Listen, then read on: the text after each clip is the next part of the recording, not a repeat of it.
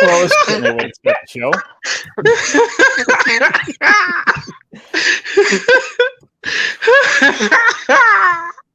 Don't die. Hello, everyone, and welcome to the next episode of the Gundam Roundtable. Hello, all you mech fans. Hello, all you fans of armored suits and cyborgs and cybernetics. Yeah, sorry about that. That Epstein thing was just funny as hell. And all the non-Swedish people. Oh, God damn it. I think we're all acquainted with Fenrir. Just so you know, I'm innocent. Dying. He's dying.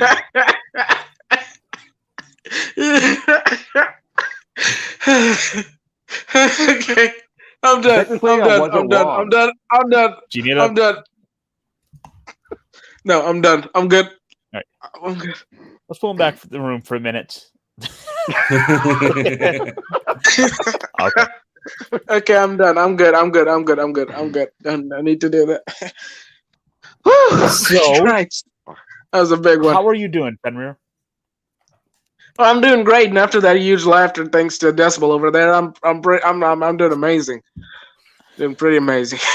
Oh, the things that don't Almost make lost my it to the show. Right. Damn right, we're having a very fun conversation you guys will never know about. But yeah, life's been doing great for me. Been watching new stuff, learning a lot about Gundam.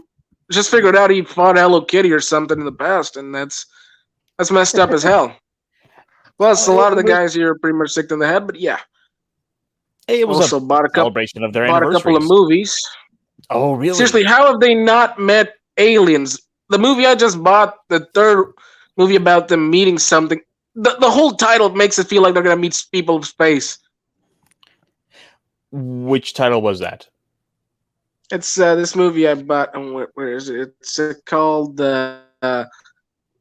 Gundam Encounters in Space. That just screams aliens. Correct me if I'm wrong, Brightest Day, but wasn't that the name of the second of the movie adaptations?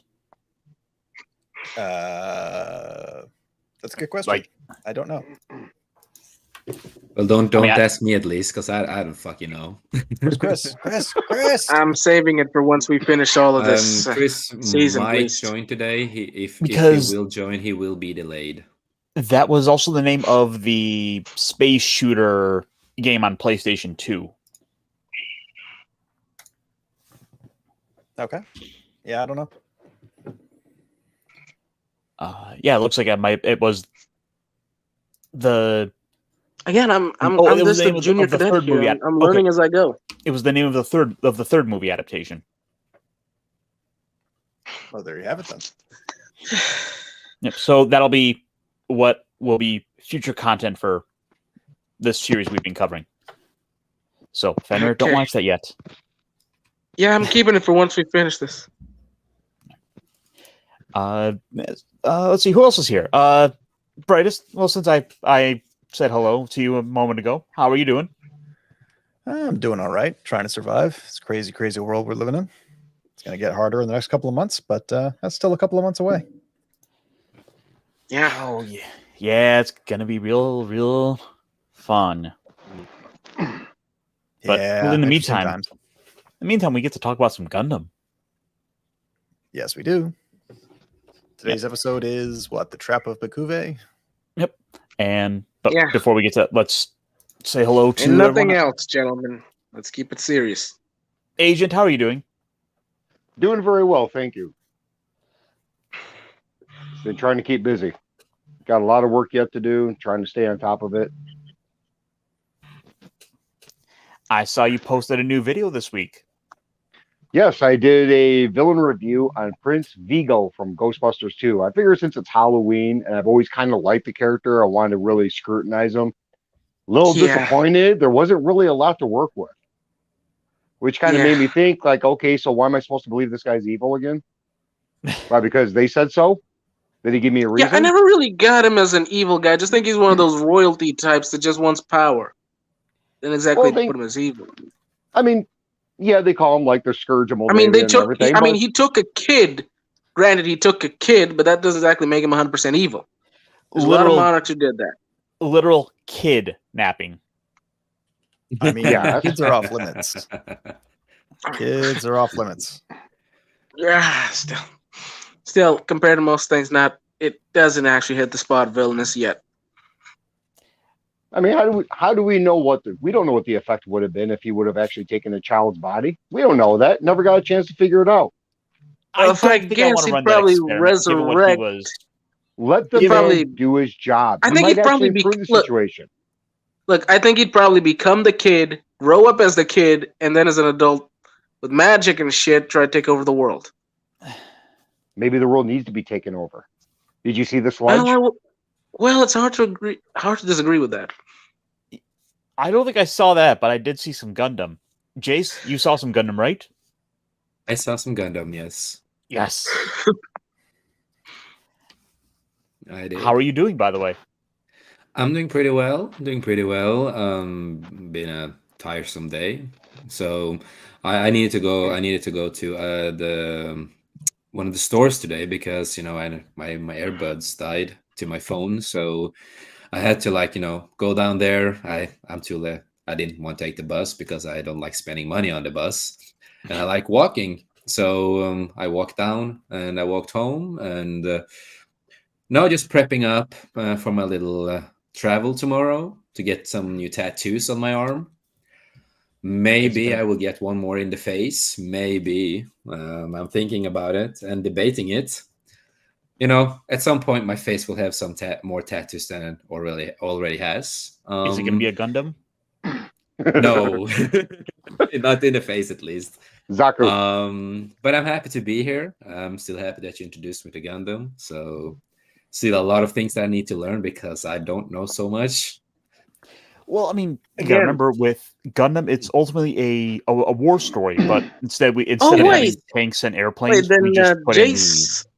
Wait, then Jace is he's beneath me, right? I mean, I was the junior cadet. He's beneath me now. You're both the rookie pilots. Yeah, I will say that I'm not I'm not like the most super big fan of Gundam. I'm not I don't think it's like super masterpieces, like a super masterpiece, but I understand why people in Japan really love it. I really understand why, because when you watch it, it feels like, for me, who loves Power Rangers and Star Wars, you get those two feels into one, and that's what brings me to the show. And they have a really good, story writing. They have really good story writing with characters. And like last time when we talked about the death with that character again, I forgot his name because I'm still new to the show. And Ral. Yeah. Before that. Yeah. And they are really good at making powerful stories, and I appreciate that. Even though I don't think it's a masterpiece because mecha is not typically my thing, but I really enjoy it. Even though I don't think it's a masterpiece, but I understand why people look at it as a masterpiece. I mean, it's a big robot. That's about all there is to appreciate it. Yeah. But so I'm a proud casual viewer of it, and I can say my opinions and enjoy the show and and talk about it. So before we get into the episode, I wanted to at least briefly bring up an article that I came across today that I thought was worth mentioning because it's Gundam relevant, and that is that Gundam's creator Yoshiyuki Tomino is to receive the Person of Cultural Merit Award from Japan. Nice. That is really nice, though. So, some of the previous recipients includes Shigeru Miyamoto for Nintendo, and I want to say Akira Toriyama's received it as well.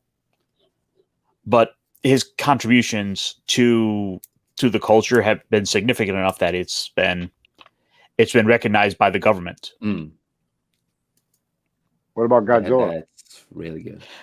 Oh, Godzilla was deemed an honorary citizen of Japan, Okay, that's fair Wait, enough. you're kidding me. which, considering the amount of times he's destroyed it, Wait, then what about Mothra? Is she a citizen?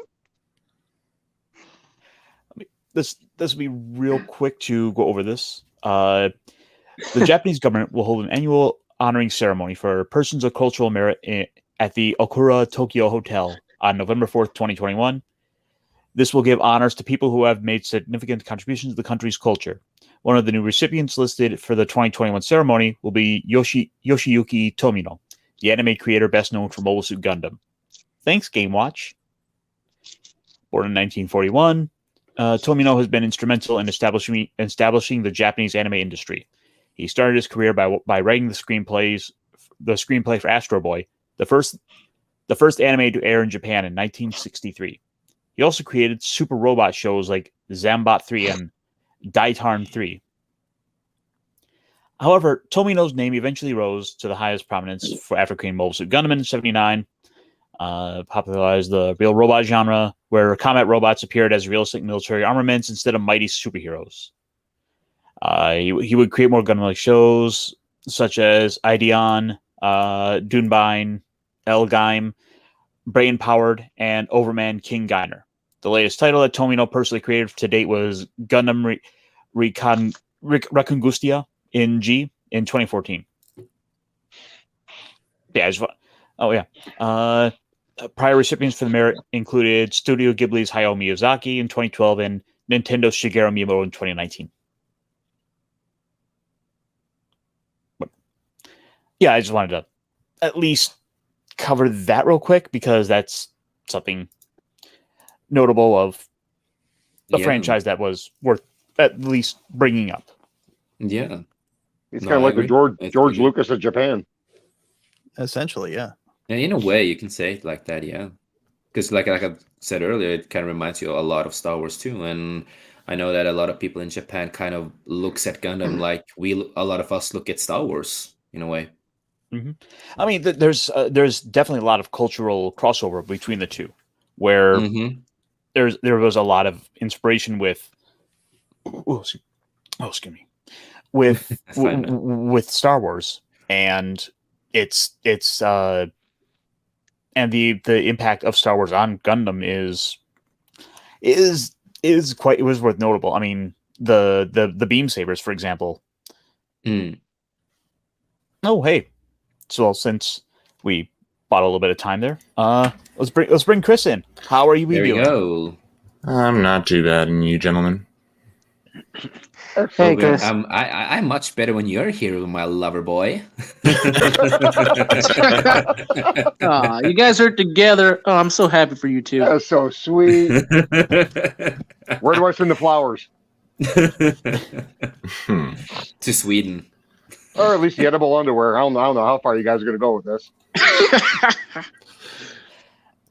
No, So but sorry, you're the host, so I'm gonna let you speak. I was just gonna ask how you're doing, Chris. Was there anything? Yeah, I was gonna do the same. Yeah. Oh, I mean, you said you're just doing all right, but oh yeah, I'm doing fine. I just got home after doing some errands, and now I'm just here with you guys. Work was pretty easy and quick. Yeah, it's good to have you here, man. Thanks. hey, Ruben, glad to see you down there in the chat. Ruben. Hail to Hey, you, man. Ruben. It's good to fucking see you, man. So nice to meet you last night. Yeah, Ruben's a good dude.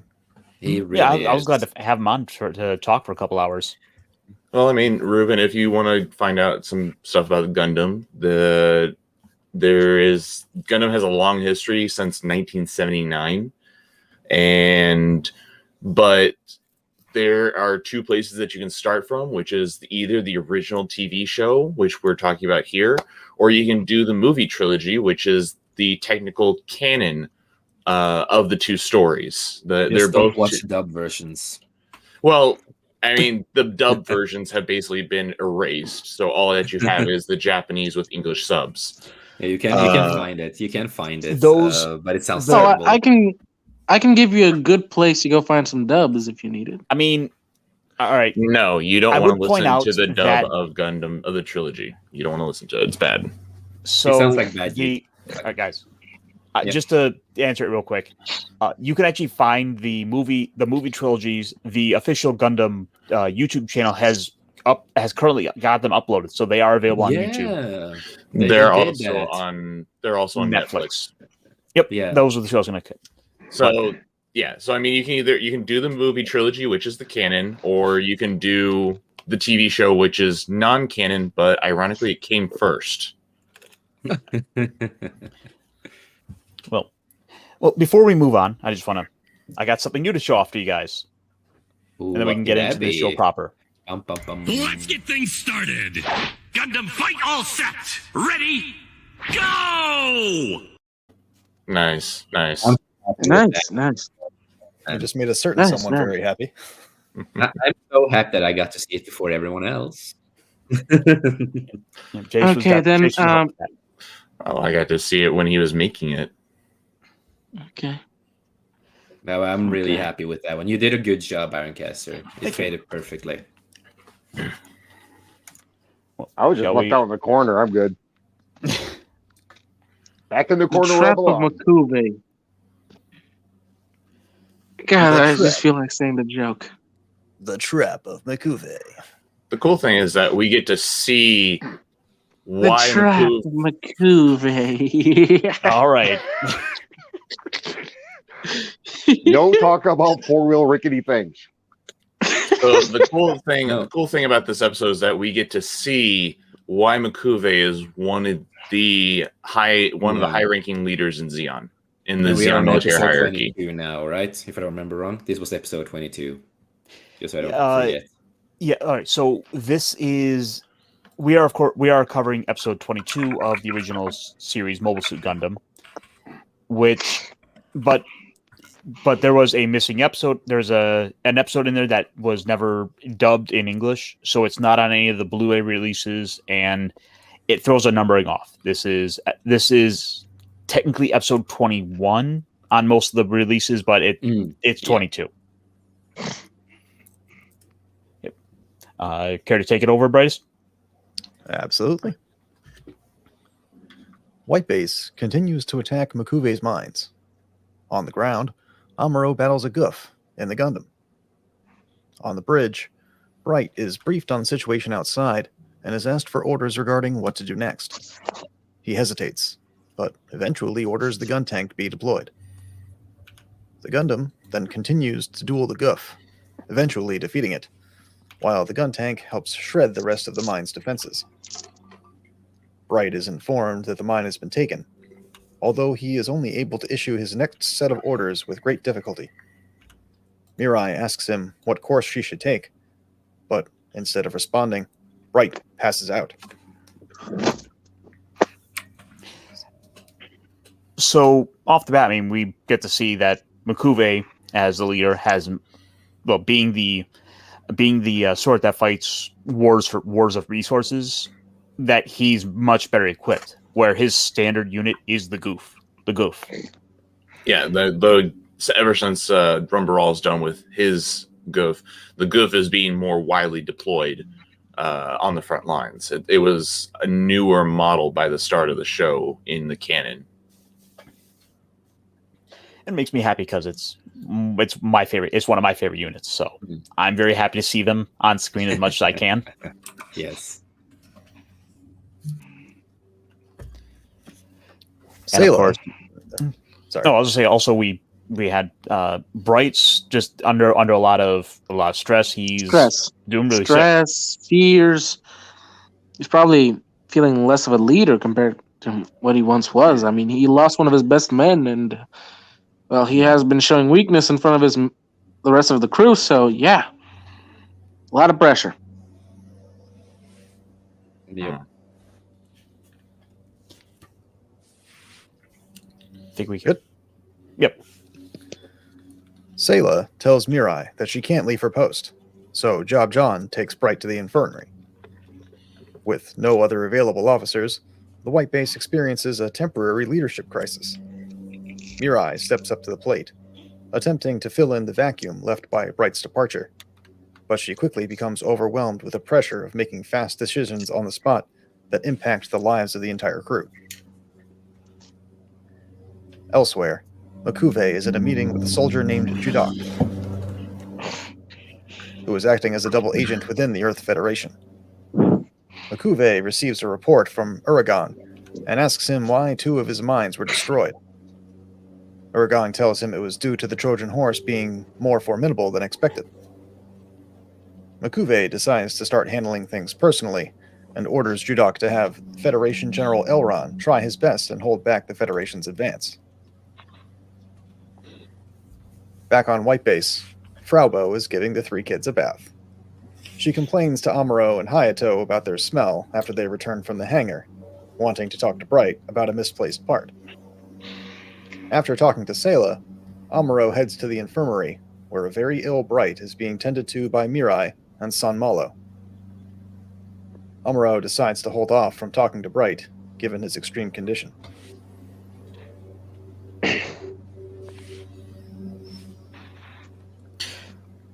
Was there anything anyone wanted to mention here about the current happenings?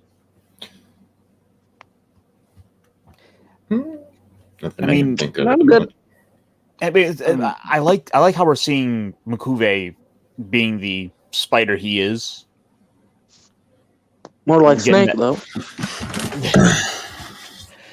Well, I mean Makuve seems more like the type that's a spider who's setting up his web and waiting for them just to come tumbling into it.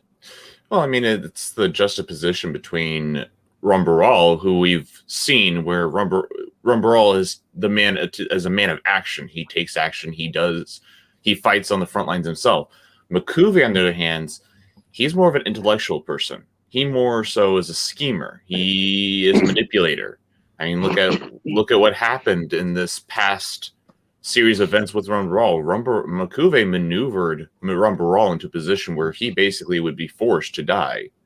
It was actually revealed in other sources that Rumbaral was sent new mobile suits by Admiral Dozel or Admiral Dozel Zabi, and those mobile suits were hijacked by Makuve, and he made the claim that the mobile suits were shot down. So Makuve is now sitting on 3 new mobile suits that he plans on using later for other purposes, and he basically sabotaged Rumbaral.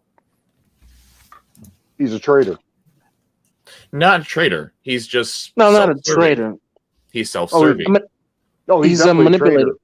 He needs to be. No, you have to admit, you are a good general, evil, villainous general when you have plans that even your superiors don't know about, because you're prepared for once they come for you. Makuve is loyal to Cecilia. Cecilia is Makuve's direct leader, not Dozo Zabi. So he's loyal to Cecilia Zabi.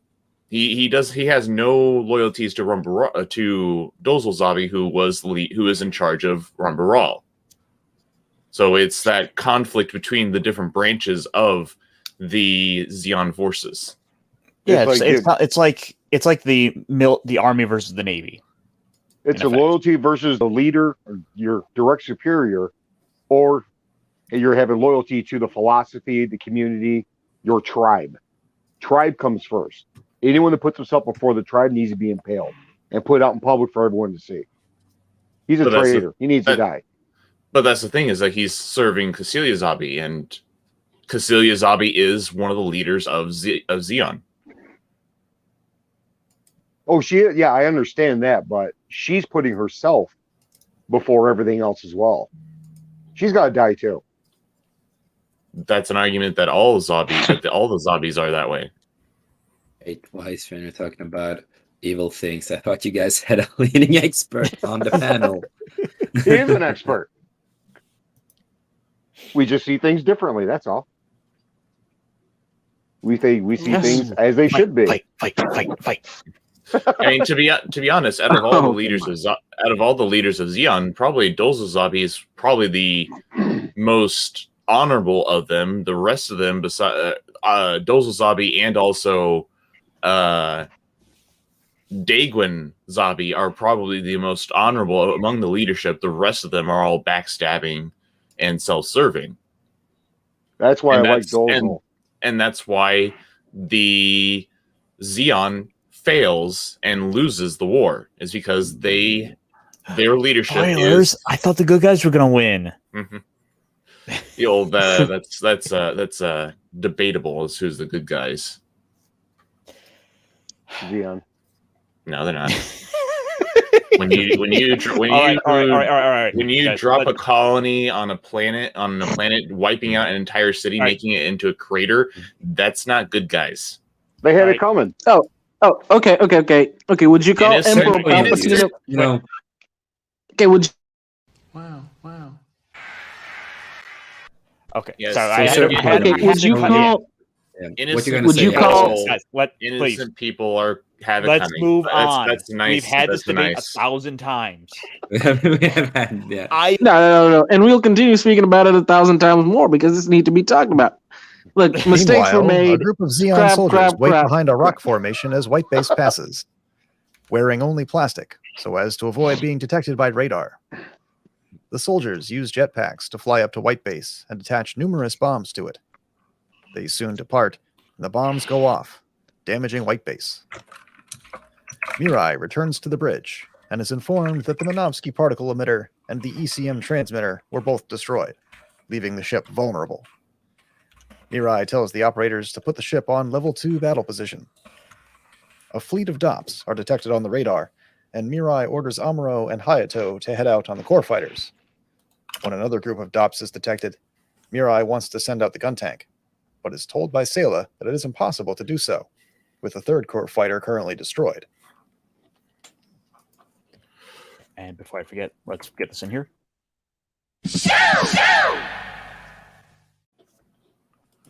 Congratulations, everyone. We're halfway through the episode. And we've only broken down into arguments twice today. That's a record. We're getting better. We're getting a lot better. But this is very interesting that they know of ways to get around the White Base's sensors, and they go about using it to take out the Minovsky generators, so that the White Base, is now open for attack. It's basically easier to attack them. They now, without the Minovsky generators, they're easy to detect via radar, as well as missile guided radar guided missiles can now easily hit them. Yeah, to kind of hit on it again for anyone who's following along, with Gundam, technology has advanced to such a point that that everything has become, thanks to the Minovsky particle, has become undetectable to conventional radar means.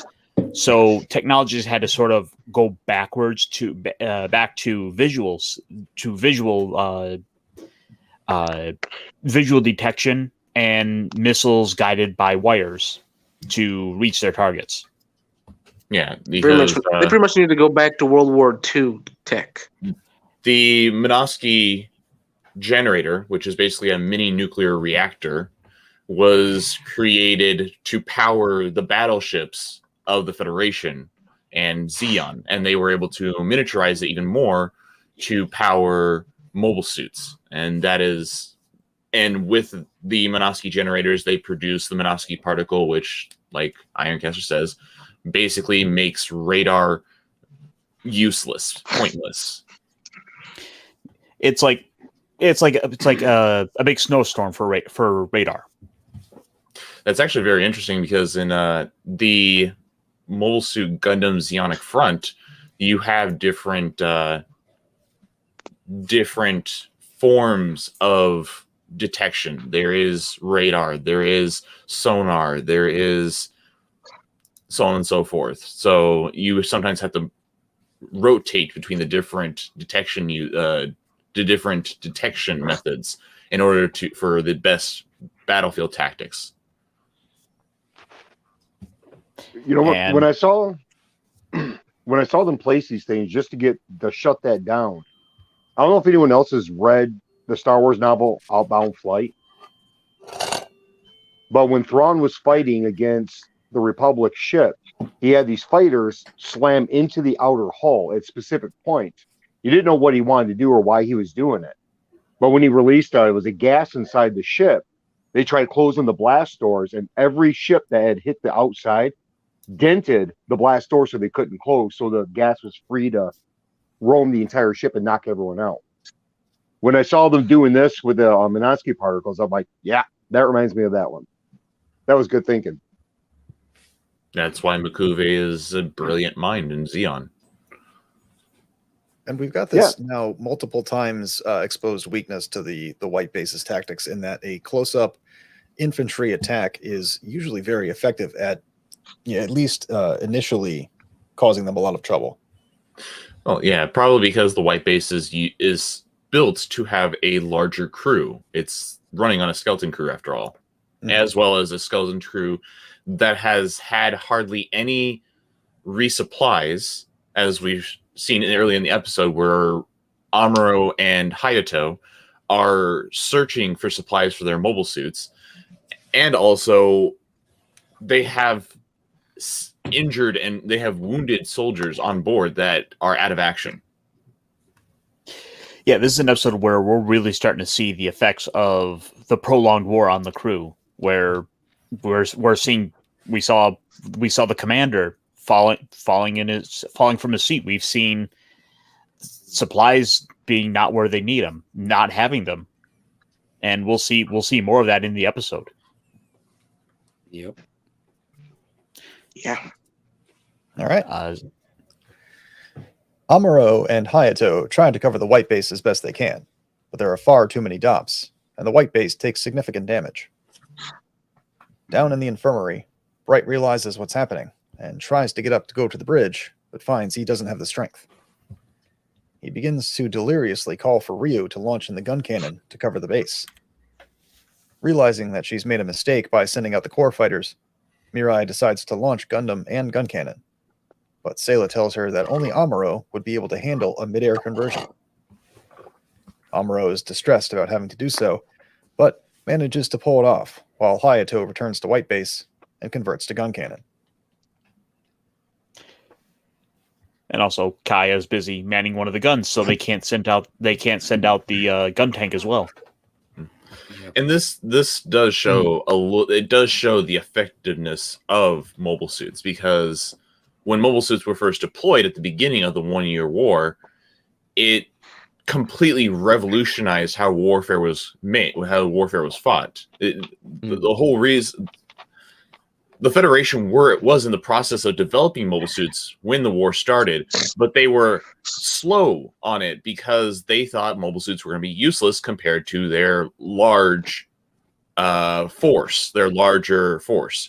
But with the deployment of mobile suits, at the opening battles of the 1 week battle, as it was called, Xeon quickly swept across the Earth sphere referring to everything within Earth, the moon, and everything in between, and took out four clusters of colonies: side 1, side 2, side 4, and side 5, and they had a much smaller force. Basically, I think it was like one third the size of the Earth Federation's space fleet. Oh, I think something like that, roughly. And with Mirai sending out core fighters to deal with a larger force of DOP fighters, it kind of hinders their effectiveness a little bit, because they would be a lot more formidable in their mobile suits. Right, even just from a sheer numbers standpoint, having 2 fighters against a squadron is suicide. I don't care how good your pilots are. But having a mobile suit against a squadron, you could do a lot more. You could be a more effective fighter. Yeah, I mean, good point. Good points. I mean, for the longest time, for what we've seen with the show, the Gundam has been such a powerhouse that the traditional weaponry that the other mobile suits were using were proving ineffective, and and Xeon has had to slowly and rather quickly develop new means to be able to counter its superior armoring. And I wouldn't be surprised if the core fighter was not also made out of similar materials, accounting for the ability to fly. But we're still talking about an overwhelming force of mobile suit or of fighters.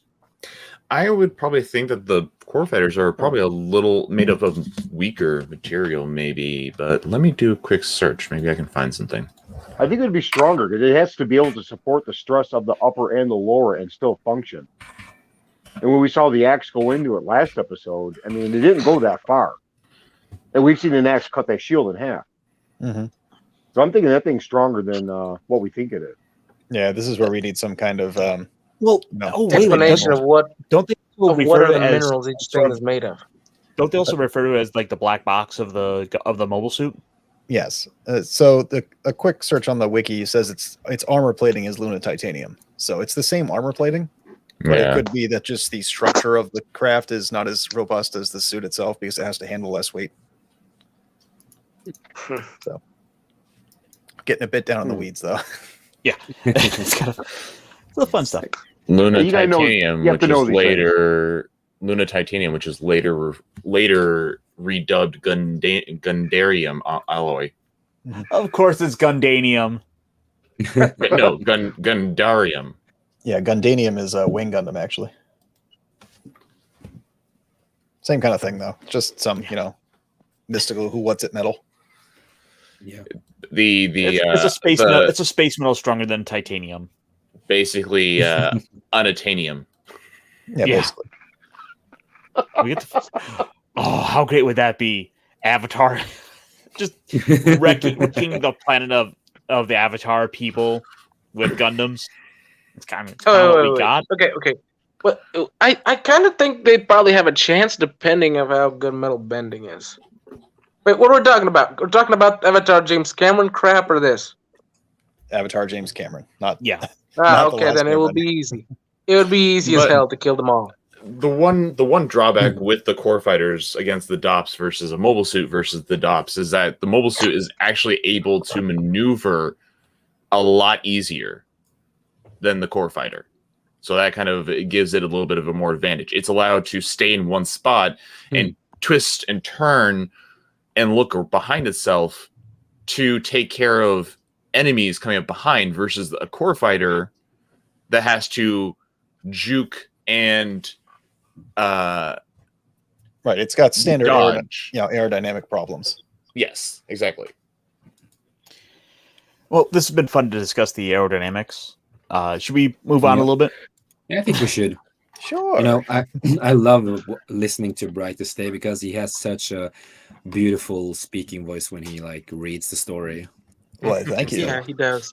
That's Now why he my does. that's Now, why if my I- core. Yeah, I was gonna say if I ever make my comic real, I want Brightest Day to read it for me. Well, I was Now- probably just gonna go with having voice, just read the audiobook, but yeah. Brightest Day will be producing his set of child stories to put your children to sleep, as well as yourself. Bedtime I'll stories. drop a link in the chat to his ASMR channel. Bedtime stories by Brightest Day. So This just is- not just my normal channel then, because my primary piece of content is booked with Brightest Day. So there you Will go. be the sexy voice with Brightest Day. Only on Yeah. OnlyFans. Shall we continue? Yes, please. As the Gundam drops to the ground, Amuro turns and notices a huge black Xeon transport, the Dobde, scooting along the ground behind some rock formations. Inside, Makuve is leading the operation. Makuve has purposefully left Whitebase's radar intact so as to lead it into a trap. Amuro and Hayato are ambushed by a group of Guffs. They fight them, but quickly run out of ammo, forcing them to return to Whitebase to be resupplied. As acting commander, Mirai shows more and more panic and relies on Sayla for advice throughout the battle, but shows signs of folding under the pressure. Whitebase continues on, and its crew is surprised when the Dops suddenly withdraw. All of a sudden, a mega particle cannon lifts from the ground and blasts a giant hole right through the middle of White Base. The ship starts to lose altitude and head for the ground. Gundam is resupplied, and Amuro is able to destroy the particle cannon before it can fire again. The Dops soon return, but Marker comes up with a plan to set off their smoke bombs so as to convince the enemy that they are more damaged than they truly are. Somehow it does the trick, and the Dops withdraw. Sayla believes their only chance is to ask General Revel for support. Mirai, who had completely given up by this point, gets her bearings again and angrily orders Sayla to send General Revel a coded message. Was that the end? Was that the end? I believe so. Oh, At least that that's- picture. Yep. I figured I'd stop you for you, Agent, because I know you had something you wanted to say. Oh, this picture. Love this picture. You look at a rickety boy. It's like, Yeah. it's one of those things. It's like where you look at it, it's like his brows are prominent, which kind of gives you a feeling of a Neanderthal or a brute. You got the shading under the eyes, which looks like a mask, which is supposed to be scary. And I noticed when I was talking to Ironcaster, is if you look at the white, his forehead between the hair almost looks like two horns, and that wavy little piece coming down, it just gives it like a it looks like prominent two demon evil look. horns. Like two demon horns. To give him a very demonic look. I swear, if he had a mustache, he'd be twirling it right now. Yeah. That and that fashionable ash cut. Like, yeah, that just screams villainy to me. He's sophisticated. He's an intellectual. He looks like Fred from Scooby Doo. Nah. Fred was. And they had a van. This is also one of our first looks at the Dobday battleship that Xion uses to counter the Federation's big tray.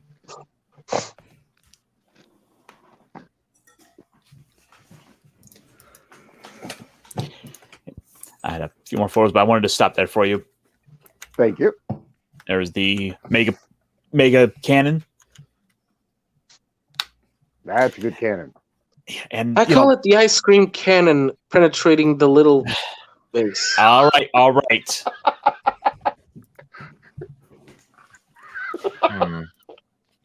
What? What did I say? It's a damage that we've not seen to the ship before, where we actually see like prominent fires breaking out across the ship. Yeah, they even had to get the hose. That's a big fire. Oh yeah. I mean, the extinguishers. God, I had to make the hose joke. Yeah, this is actually the kind of fire that would probably put a ship down under normal circumstances, at least from what you can see. Yeah, Oh, definitely. I agree on that. Right to stay. That is so true.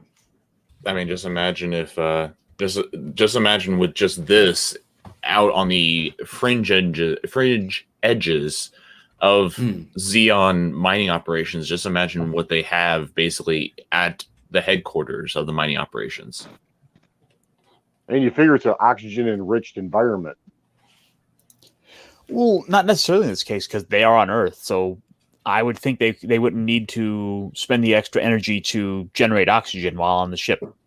I'm just kind of figuring that during battle they close everything up.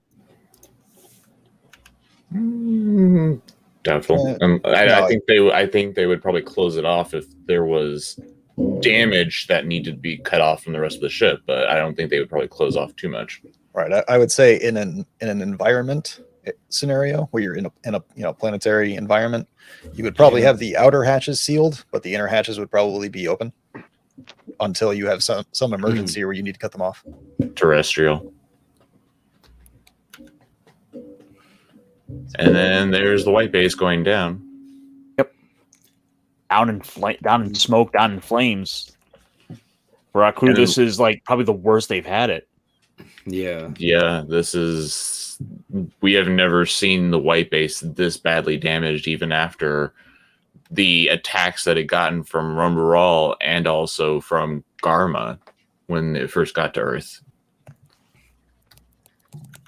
I mean, there's been so many times where they've fought off easily the forces getting up close. I mean, Char at the start of the series getting in close, taking the photos. They managed to stop. They managed to stop him from running off with the photos, sure, but I mean, it was still they're getting close. It just shows the mind of Mikuve. It just shows how tactical and how dangerous he is. Yeah. And This is a man not to be reckoned with. Sorry. That's okay. Like I mentioned before, it's clear, through this whole series, and we discussed the reasons why, but the weakness of White Base is an up-close infantry attack, especially with experienced soldiers. Yeah. The White Base trapped with Dops all flying around it. And thus we end the episode. The ship is downed, and all they can do is hold out and hope that forces come. Reinforcements and resupplies. They should The 3 R's: reinforce, resupply, repair. Oh yeah. Also, I agree, Agent. I would not have called off my fighters even if I saw that smoke. I would have made sure this target was dead. I'd have kept firing until there's nothing but rubble. Well, I mean, also remember that this is a Federation top secret. This is a top secret Federation assault assault carrier. You may want to come back and pick up and try and take it. This is true. I think it's fair points, Chris. For myself, I'd try to take the wings out and then shutter their hangar. Well, you probably probably want to prioritize damaging the engines at least. And engines and weapons, prevent it from being able to defend itself. Or one of the things at least, or something. Or another boarding operation and take the crew. Clean and sweep. Yep. I was about to say clean and sweep. Kill everyone on board. Oh, except for the important ones. You can torture for information. Then you can kill them. That's what I would do. But this is a very interesting episode. This is an episode where Mirai and Mikuve kind of get put out into the front of it all. This is their episode to kind of show what they're made of, and Mikuve definitely comes out on top because he's more tactical, more intelligent. Mirai, who is basically just a lowly grunt, just the ship's pilot, she kind of had to step up and kind of do her best to make some tough calls. And yes, she did make many. She did perform many fouls, though. She did the best she could underneath the situation. Mm-hmm. And in the end, she did kind of had to say, okay, I can't do anymore. Anyone got any other ideas? In which case she listened to Sayla, which is, let's detonate some parts of some missile pods and make it look like we're out of action. Yeah. It's about the best they could do under the circumstances. Yeah, I agree on that one, yeah. Yeah, Ironcaster and I were talking today. It's like not everyone's born for leadership. Not everyone has that talent. But if you're going to be in an upper command, regardless if you're forced into that situation because, the Federation said do it or court-martial, you still need to learn something. At least try to acquire more skill set in case you're required to step up. Because Bright could have easily been killed during any of these missions and then they'd be stuck with the new leadership. You got to have some idea what you're doing. All right. I got to interrupt you just real quick. Zach, you want to... Yes, you got to dip out? Unfortunately, yes, I do need to go support Rogue Squadron or Rogue Resistance. So I will. I've enjoyed being back with you guys. Ironcaster, I will talk to you off screen about some things. Yeah, it was nice to see you again, man. Yeah, I will. I'll talk to you later then. All right. Thank you guys. You got your build stream tonight. Actually, yeah. So this is a special thing. My friend Macklin of Macklin Made It has surpassed 100 subscribers on her channel. So congrats. Her and I will be Really? doing a dual build stream to celebrate her 100 subscribers. Really? That's Don't know how we're going amazing. to make that work, but we're going to try. And on Brightest Day, I haven't listened to your Hair Off to the Empire yet, but I'm gonna listen to them when I'm gonna travel to Spill Expo. So I Awesome. saved them up to listen to them. Forgive me my numerous mispronunciations. Hey, that happens, dude. I'm Norwegian. It happens with me all the time. You should listen to You're him. a You should bad listen to Norwegian. him do Battlestar Galactica. He does a very good guy's Boltar. But Brightest Day, take care, man. And See you around, man. you're always a good guy. Yeah, you guys have a good night. Yep. Same to you, brother.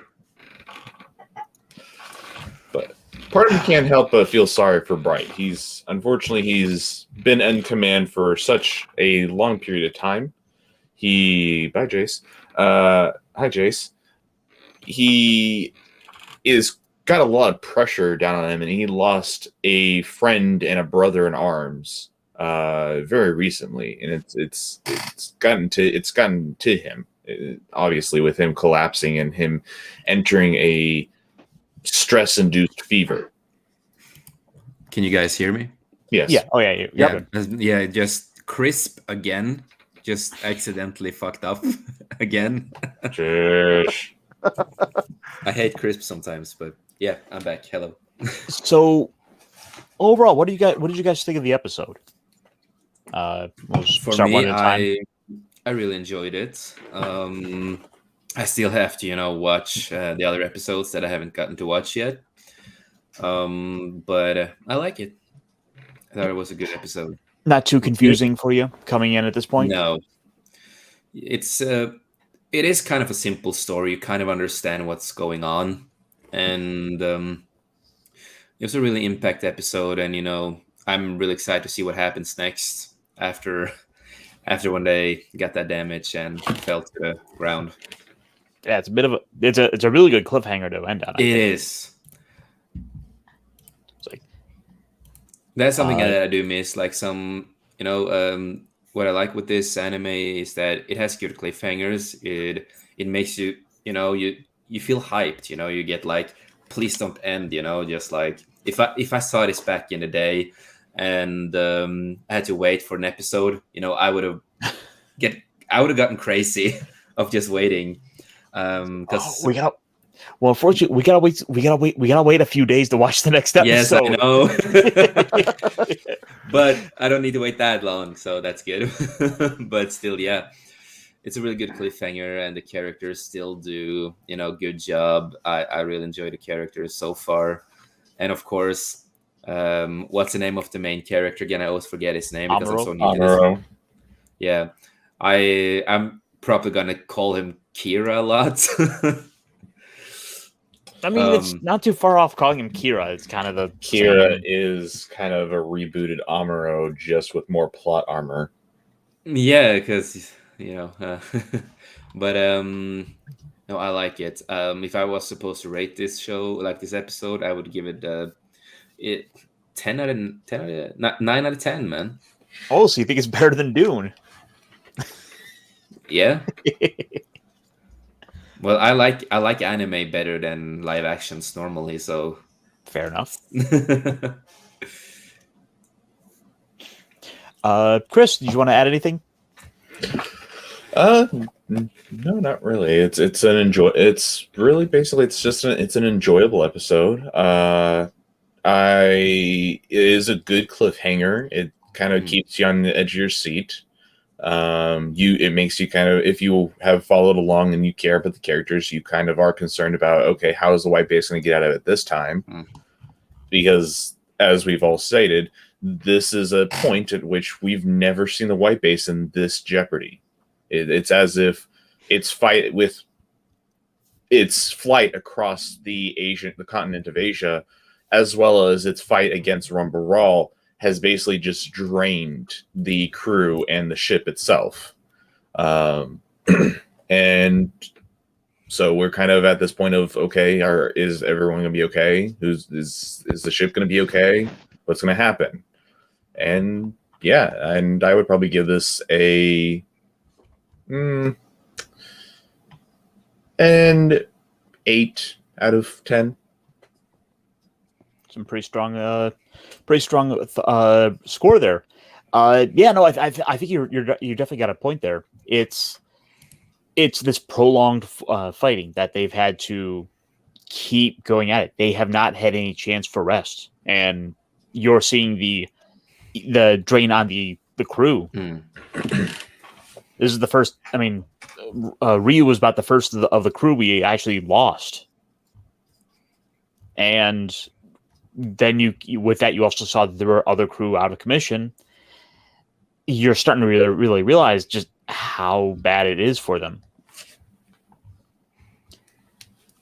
Fenrir, do you have anything you want to add? Your thoughts?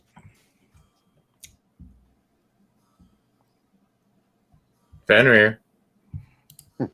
I think he fell asleep. All right. Well, in the meantime, Agent, you wanna pick that up? Yeah, I'm going to give this a 9 out of 10. It's for a couple of reasons. As much as I dislike Mkuve, he is fighting the war of the fleet.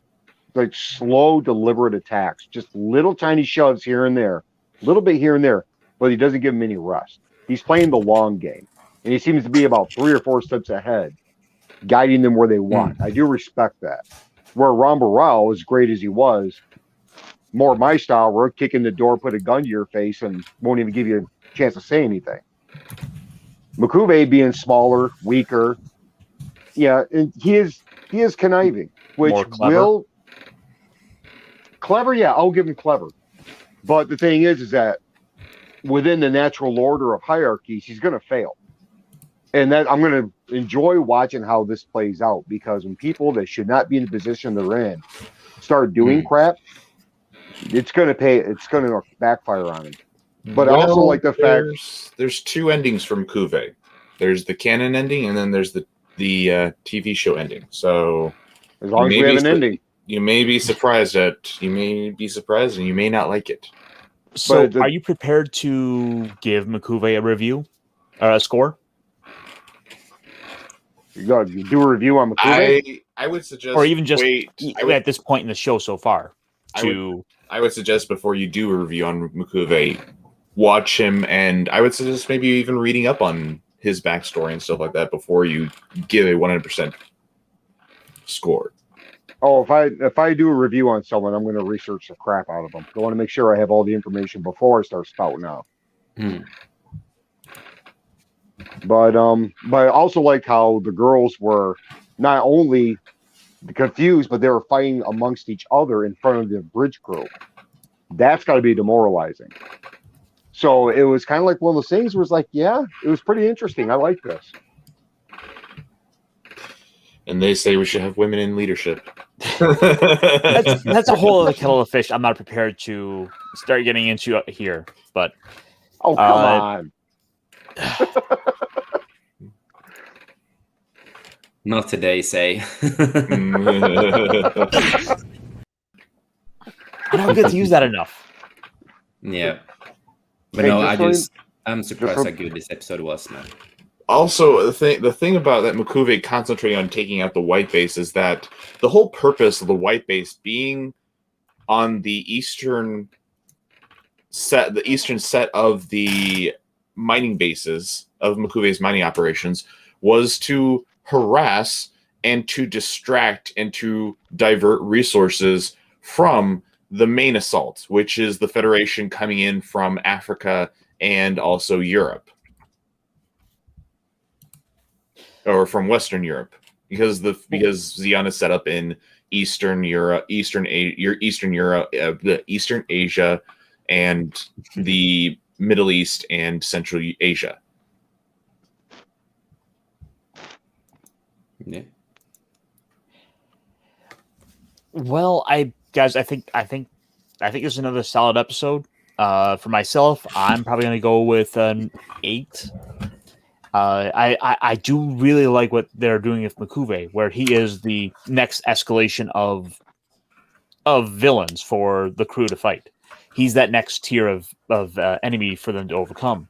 This isn't someone who's going to come at them straight on like Ramba Rao might. This isn't someone who's going to this isn't someone who's going to just come at them like Garma, who was, for the most part, a pretty inexperienced soldier who's going to still mostly come at them straight on. But no, this is someone who has resources. This is someone who thinks 2 steps ahead. This is someone who I would say is the spider spinning a web, waiting for the fly to come landing. He's going to make you come to him. He will put you right where he wants you, and then he's gonna go in for the kill. And with all the losses and the stress they've been under, they have not even had a chance to recover. They're worn out. They're losing crew members. They're down supplies. They are in a tough spot, and unless they can get some help, they're gonna be defeated, it seems. So yeah, this I think is overall a good episode. I like seeing that I like seeing the strength that it gives Bright. That without him, the ship is starting to fall into some major trouble. Yeah, because it's not that they weren't turning to anyone else on the ship; they were turning to Bright for supplies. Like, Bright, where's this? Like, there should be some sort of someone who's in charge of supplies. But they don't have it. They can't afford anyone to be able to do that position.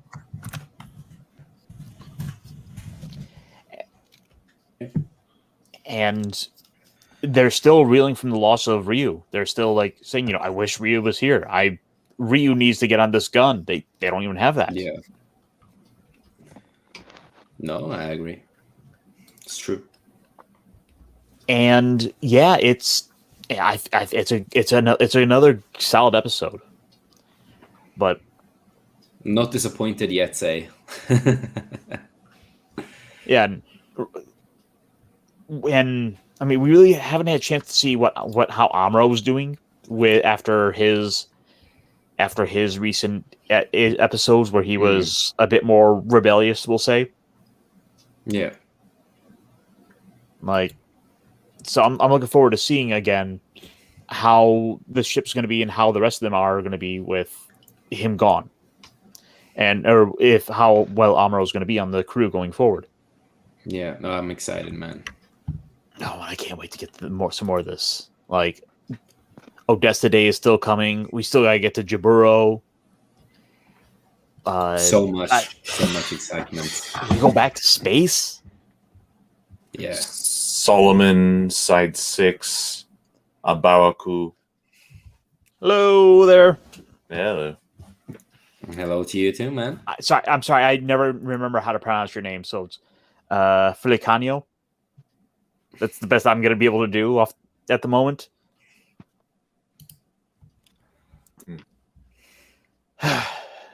But yes, so good episode for a good series. I'm so glad we were getting back into this, and and to kind of hit back on it, something that I've been kind of trying to bring up on a few other streams. It's turning back to some of these classic shows and introducing them to people who've never seen them before, who might, if everything was great and going good, might not have had the time to.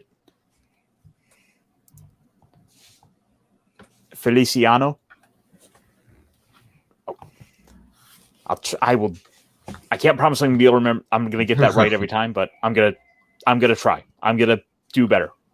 As the king that do you are. Better. Well, you are the king that tried to take over my show, so do better. All right, fine. You're in charge now. What are we doing? Yeah, we're talking about some Gundam, but yeah, and this is I'm taking over the show. Screw that right now, and we're gonna talk about Star Wars. All right, let's do it. Save that for our show, buddy. Save that for our show. Yeah. No, what am I doing? This is my show. This is my show. Dang it. Yeah. On this, I said we're talking about Gundam. In this stream, we talk about Gundam with the amazing Ironcaster, good business partner, good friend, and everything. And I just want to appreciate you, man. And I don't need a kid to tell me how I should do my job. You're a selfish brat.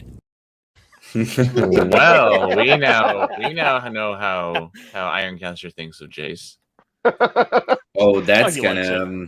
it. That's gonna change. That's gonna change. It looks like Jace has declared war against Ironcaster. No, but man, I The appreciate Principality you of Jace attacks. The Jedi Knights of the Jace Empire versus the Gundams of Ironcaster.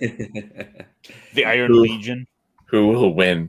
And sadly, Jace, I think the Jedi are going to.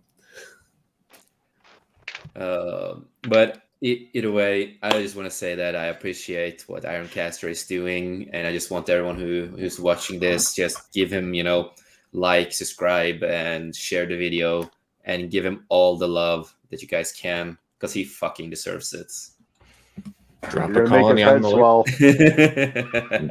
There There it goes. I thought we were stroking my ego a bit more. I was kind of enjoying that. Drop a colony on the like button.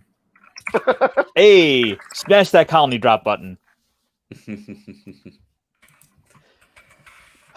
Well, this was fun, guys. Let's do a little wrap up here. Unless anyone wants anything, anyone in the comments has anything they want to say about the episode or any questions. But while any of that can come in, we can do a little wrap up there. Jace, Chris, we'll let you guys take over for a moment and tell us about your channel. Well, of course, we are 540 Studio. I'm the founder and the creator of 540, and Chris is, my co-host on my co-host on the Beyond Show, also a business partner in the company, and a really good friend. We have the Beyond shows on Thursdays, so I'm really excited to do that. A lot of news to talk about. And like I always say, the Monday shows are coming back with a new name, a new intro that I'm gonna work on. And the certain point of view will come back, but it's different this time. Certain point of view will be a movie review thing instead of because a certain point of view before used to be like what we do on the Beyond. So it's a little bit weird to have two shows with the certain point of view is coming back just with movie reviews, and I also talked with the other Chris in my company, and I am letting her go through some old movies. So now I'm getting her to watch Blade for the first time. We watched the first Blade movie together, and then we are gonna watch the second and the third one. She has no connection to comics or anything, so it's like her first time ever watching anything of that sort. So she liked the first movie, and we are gonna, when Chris and hopefully you, Ironcaster, and we all get time, we can take, a review on the first movie, and she can also tell how she felt when she, felt about the movie and what she think about the story. Because she's normally on the Kingdom of Five channel, so I'm trying to drag her a little bit to the main channel. What you should do is pair Blade with Spawn, because I think they're both similar movies. They're both kind of these badass, like, R-rated superhero movies from the 90s. Just Spawn was not that great. No.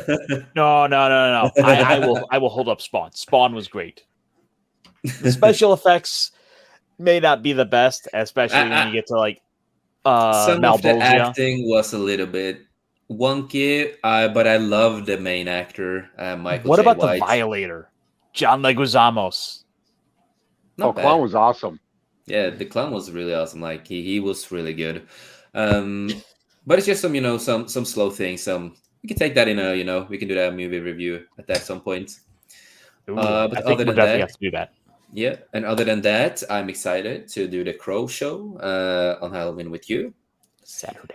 Yes, and I'm gonna send you the intro. I'm soon done, so I'm really excited. I gotta go out and get my face paint. I tried to go get face paint today for it.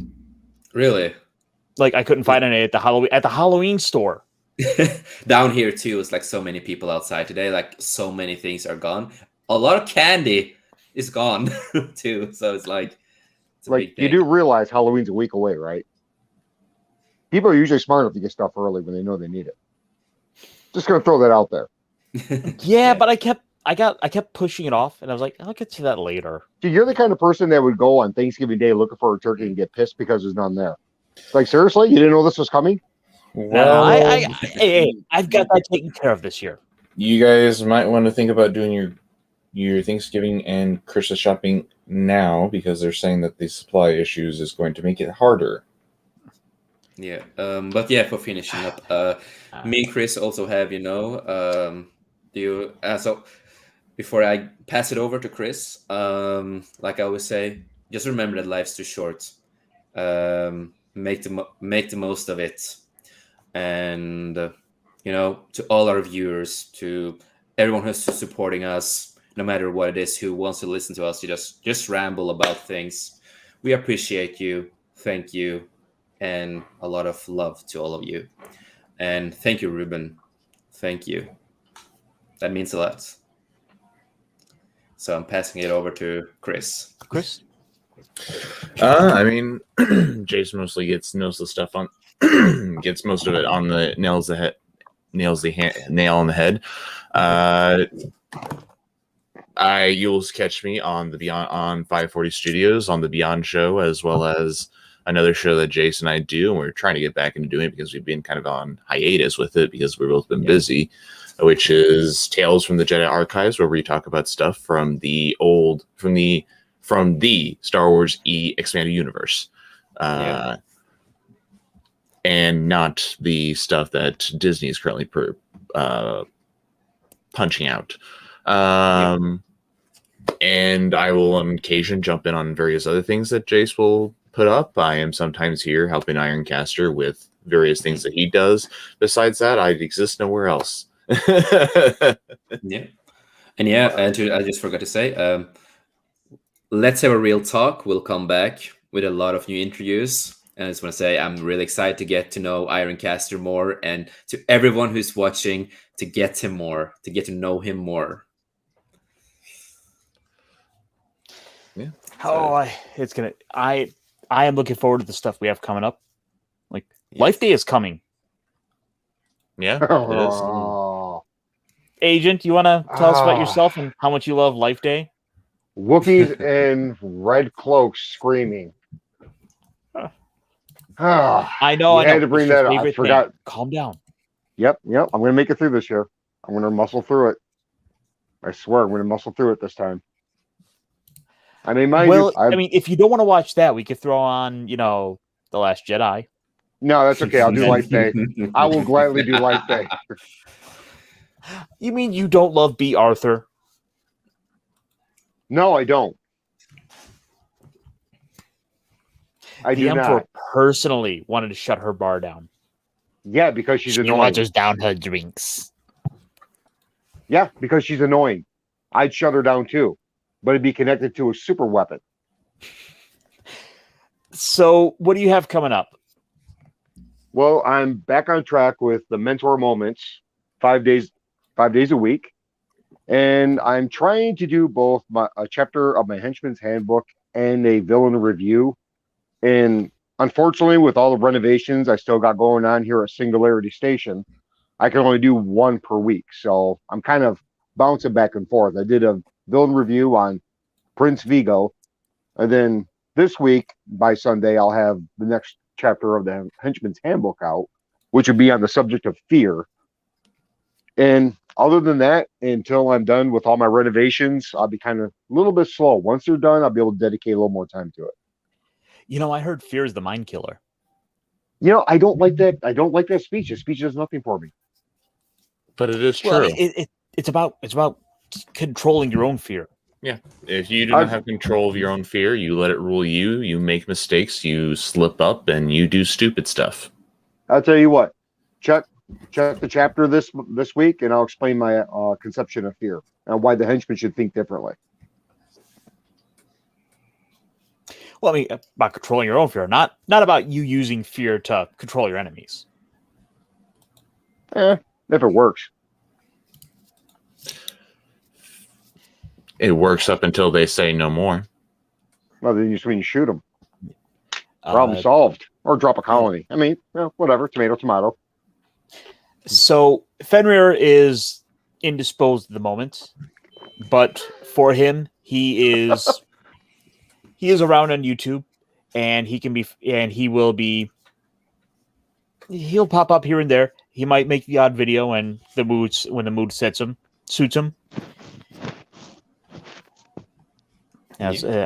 Sorry, he's not available. But as for myself, of course, I'm Ironcaster. You're on my channel. You already know where to find me. Hey, maybe I'm here. Really? Maybe I'm not. But coming up this week, on Thursdays, should be the Global Geek Gang over on Clobber and Times channel. Links in the description.